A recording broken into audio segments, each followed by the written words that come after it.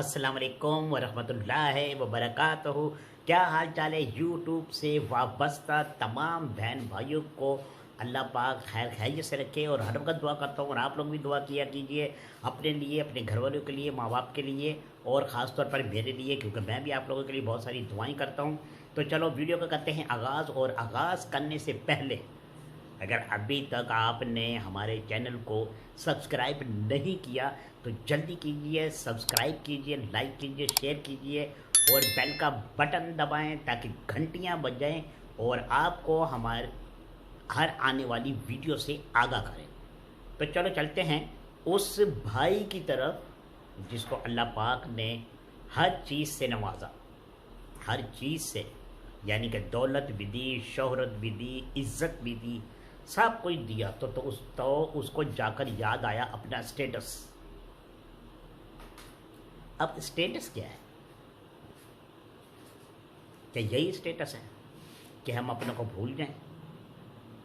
کہ یہی سٹیٹس ہے کہ انسان کو انسان نہ سمجھے جائے؟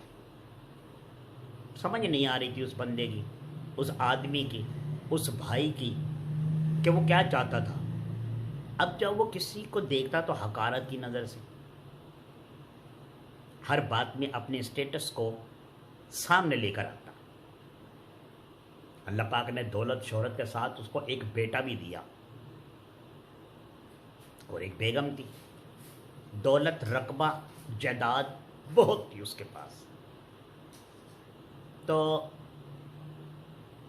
اس کو تکبر، غرور، ہم تو تکبر و غرور ہی کہیں گے نا، کیونکہ جب کوئی انسان نے سٹیٹس پہ آ جاتا ہے کہ یہ لوگ ہمارے سٹیٹس کے نہیں ہیں، یہ رشتہ ہمارے سٹیٹس کا نہیں ہے، ہم جہاں پر جا رہے ہیں وہ جگہ ہمارے بیٹھنے کی نہیں ہے، تو یہ بات کوئی عام انسان نہیں کرتا۔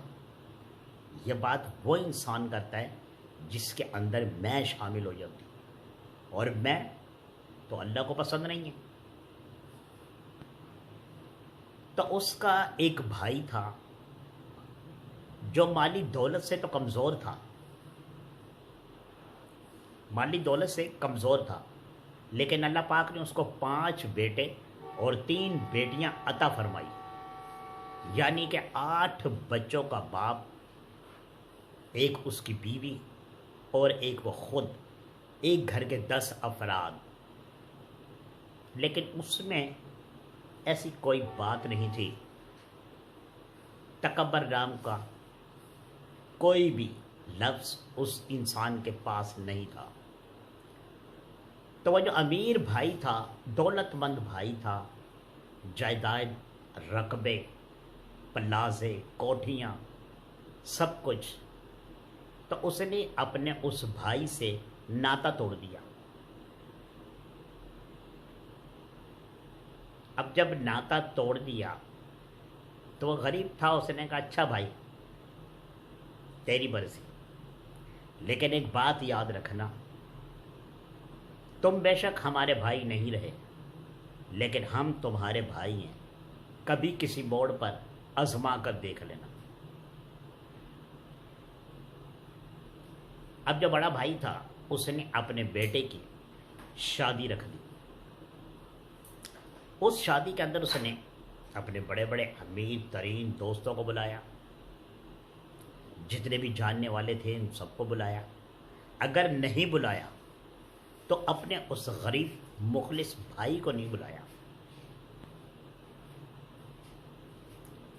کہ میں لوگوں کو کیا کہوں گا کہ یہ کون ہے، یہ کیا کاروبار کرتا ہے، میں کیسے کہوں گا کہ میں اتنا امیر ترین آدمی، اور میرا یہ بھائی جو کہ فروٹ کا ٹھیلا لگاتا ہے بازار میں، تو شاید لوگ مجھ پر ہنسیں گے۔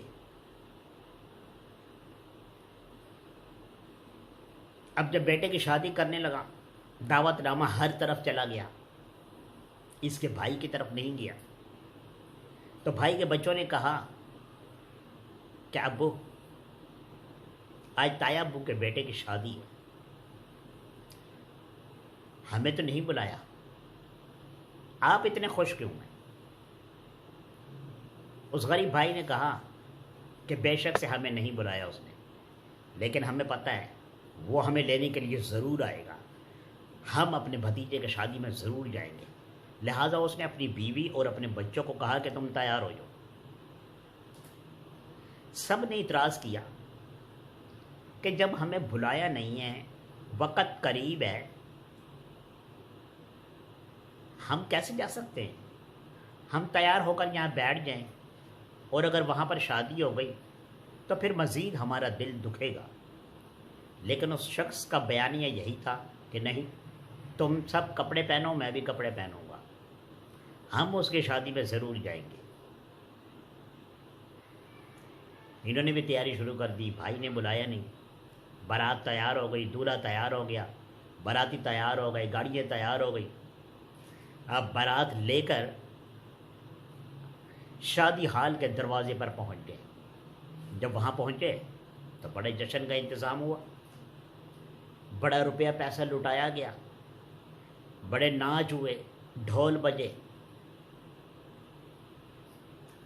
جب سب کچھ فارغ ہوا، اب شادی ہال کے اندر انٹری کا وقت آیا تو جو لڑکی کی طرف سے انتظامیہ گیٹ پر کھڑی تھی،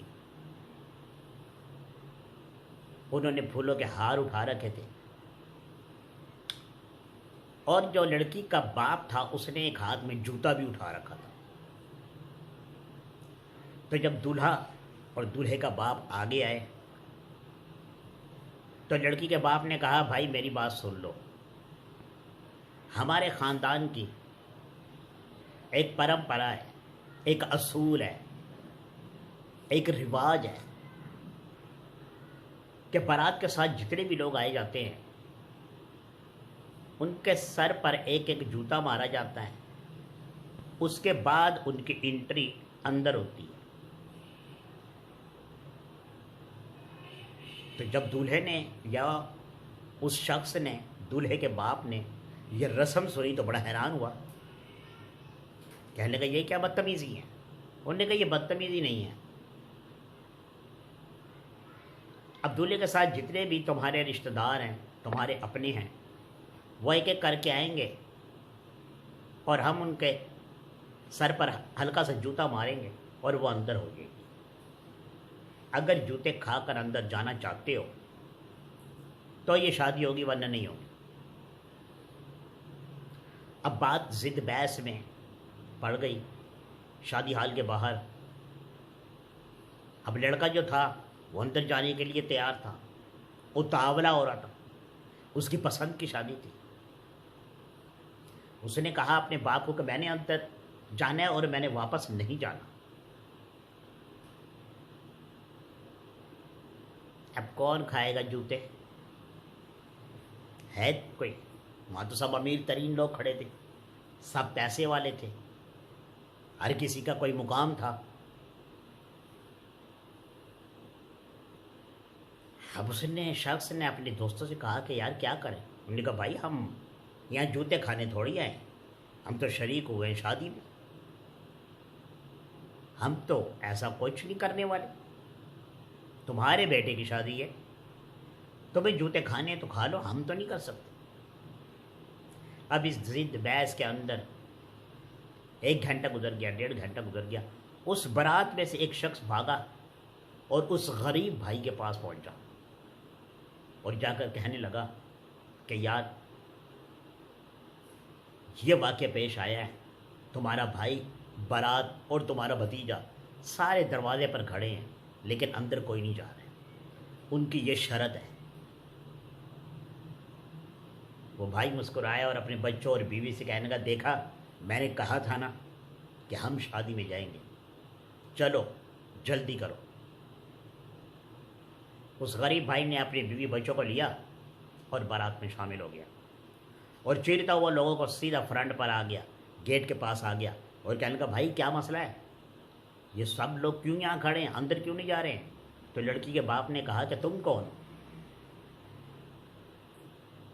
اس نے کہا میں اس لڑکے کا چاچو ہوں،